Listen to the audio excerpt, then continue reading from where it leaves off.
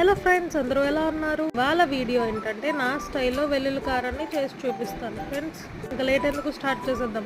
ముందుగా వెల్లుల్లిపాయలను ఇలా ఒలిచి ఆరబెట్టి పక్కన పెట్టుకోవాలి. ఇప్పుడు ప్యాన్లో 2 స్పూన్ల మినపప్పు, 1 స్పూన్ జీలకర్ర వేసి దోరగా వేయించుకోవాలి. బాగా వేగాక ఇవి ఒక బౌల్లో తీసి పక్కన పెట్టుకోవాలి. ఇప్పుడు ఇదే ప్యాన్లో మనం ఒలిచి పెట్టుకున్న వెల్లుల్లిపాయలను కూడా వేసి ఇలా ఎర్రగా వేయించుకోవాలి.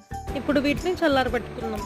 ఇప్పుడు ఒక మిక్సీ జార్ తీసుకుని ఇందులో మనం వేయించి పెట్టుకున్న పోపుని వేసి, కొంచెం చింతపండు, అలాగే మనం వేయించి పెట్టుకున్న వెల్లుల్లిపాయలను కూడా వేసి, రుచికి సరిపడిన కారం, కొంచెం సాల్ట్ వేసి మెత్తగా బ్లెండ్ చేసుకొని ఒక బౌల్లోకి ట్రాన్స్ఫర్ చేసుకోవాలి. నా దగ్గర రోల్ లేదు ఫ్రెండ్స్, కాబట్టి నేను మిక్సీ వేసుకున్నాను. ఇప్పుడు ఈ మిక్సీని అలా వదిలేయకుండా ఇందులో వేడి అన్నం వేసుకుంటాం, నూనె వేసుకుని కలుపుకొని తింటే అదిరిపోతుంది ఫ్రెండ్స్. అంతే అండి ఈ వీడియో.